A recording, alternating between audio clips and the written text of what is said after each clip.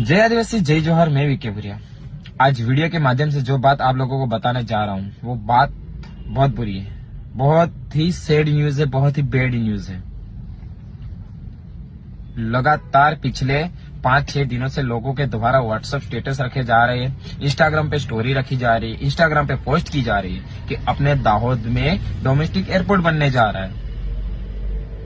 चलो अच्छी बात है कि अपने दाहोद में डोमेस्टिक एयरपोर्ट बनने जा रहा है, पर गवर्नमेंट ने जो डोमेस्टिक एयरपोर्ट बनाने के लिए जो जगह चॉइस करी है, जो जमीन उन्होंने देखी है, वो जमीन अपने दाहोद जिले के 4-5 गांवों में जो अपने आदिवासी भाई है उनकी जमीनें चॉइस की जा रही है, उनसे जमीनें ली जा रही है। गवर्नमेंट से मेरा यही कहना है कि आप अगर डोमेस्टिक एयरपोर्ट बनाना चाहते हो तो हमें कोई प्रॉब्लम नहीं है, हमारे आदिवासी भाइयों को कोई प्रॉब्लम नहीं है। प्रॉब्लम वहां पे है कि आप जो जमीन ले रहे हो डोमेस्टिक एयरपोर्ट बनाने के लिए, वो जमीन हमारे आदिवासी भाइयों की है, वो जमीन आप मत लो। आप अगर डोमेस्टिक एयरपोर्ट बनाना चाहते ही हो तो बहुत सारी सरकारी जमीनें हमारे जिले के अंदर पड़ी है, जहां पे जंगल है, जहां पे ऐसी बहुत सारी जमीनें जहां पे अभी कुछ भी नहीं है, ऐसी खुली जगह पड़ी है जो सरकारी जमीन है। जय जोहार जय आदिवासी मारा तरफથી બધા ભાઈઓને હું આપકે સમક્ષમાં વાત લઉં, વાત કઈ પ્રકારની વિડીયોની પૂરી માહિતી લઈને ખાસ કરીને વિડીયો લાસ્ટ તક દેખતા અગાડી તમને વિડીયો મેં દેખાડ્યો ને એ કઈ પ્રકારની વાત્યા થઈ રહી, કઈ પ્રકારમાં વિડીયો ઉતાર્યા, કઈ પ્રકારનો એ વિડીયો છે એ તમે જાણી લીધું ને બધું, તો હું તમને એટલું જણાવી રહ્યો છે મારા ભાઈઓ, એ વિડીયોમાં તમે જાણ્યું કદાચ નહીં જાણ્યું હોય, ઓછું જાણ્યું હોય તો હું પૂરો વિડીયો જણાવવા તમને લઈને આવી ગયો છું। હું કંઈ કહેવા બીજું નથી માંગતો મારા ભાઈ।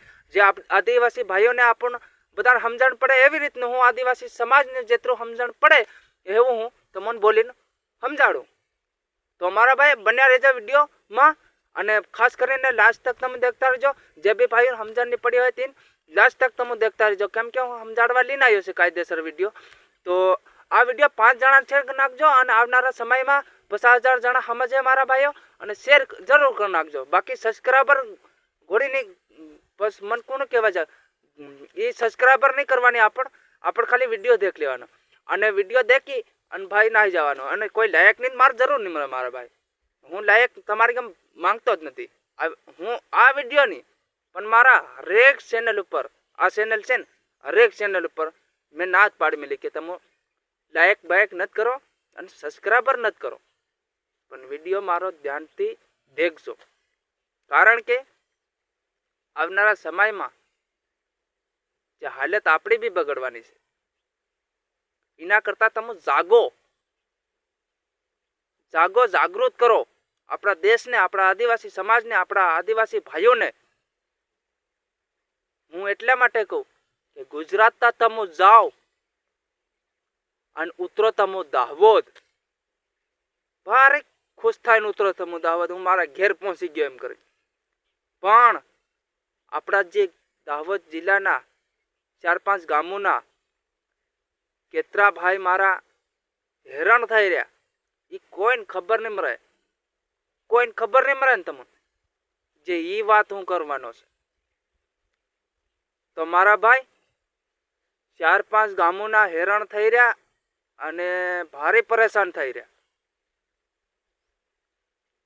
એની જમીન જઈ રહી અને દાહોદમાં ડોમેસ્ટિક એરપોર્ટ બની રહ્યો, ડોમેસ્ટિક એરપોર્ટ દાહોદમાં બની રહ્યો અને આપણા ભાઈઓ આદિવાસી જમીન એ બધી એરપોર્ટમાં જઈ રહી। હમણાં લીલવાડું કરી મેલું, સણા છે, ગમ છે, કઈને મક્કી પણ વાવી મેલી શિયાળાની, બધી જેસીબી લાવી અને પાર લેવલ કરી દીધી। જે આદિવાસી ભાઈઓને આજ ધાન વગડ્યું અને જમીન હાપકી રહ્યા અને તમને કહું કે આપણા ભાઈઓની પરિસ્થિતિ હવે અહીંયા ખરાબ છે, અહીંયા ખરાબ ચાલી રહી, પણ કોઈએ નજર ઉઠાવીને નહીં દેખ્યું। કેમ નહીં દેખી રહ્યા તમે? તમે આમતા તાજા દોડીને જાઓ, ફલાણું એમ કર દો, ઢીકણું એમ કર દો, તેમ કર દો, ત્યાં તમે દોડીને જાઓ, ત્યાં જાઓ ને તમે તો તમને બી ખબર પડે જે આપણા આદિવાસી ભાઈઓની જમીન હાથ જઈ રહી છે એરપોર્ટમાં, હા તમે દોડીને જાઓ. કેમ નથી જાતા તમે? શું કારણ છે? કેવી રીતે? આજે यहाँ का क्योंની પરિસ્થિતિ ખરાબ ચાલી રહી છે, એવી કાલ ઉઠીને આપણી બી પરિસ્થિતિ ખરાબ ચાલે ને તેને કારણે આપણી ગમેથી કંઈ નહીં આવે. હું એટલે કહું તમને, જાગો, જાગૃત લાવો આપણા દેશને અને સમજાડો. જ્યાં તમે સ્કૂલ બનાવવાની જગ્યાએ તમે હડ્ડા બનાવી દીધા. કર્યું કે નહીં કર્યું તમે? હે? જ્યાં લોકોને ઘેરું હાલવાને બદલે તમે એને ખુદ જમીન હાપકી રહ્યા. આવી આદિવાસીની પરિસ્થિતિ ખરાબ ચાલી રહી, તમે ત્યાં જઈને દેખો તે તમને માલમ પડે. બધા સાથ રહો અને હાથે હરે મરીને કામ કરો. આટલી મારી વાત છે. જય જોહાર, જય આદિવાસી. મારા તરફથી કદાચ ભાઈઓને ખોટું લાગ્યું હોય તો માફી પણ માંગુ છે. જય જોહાર.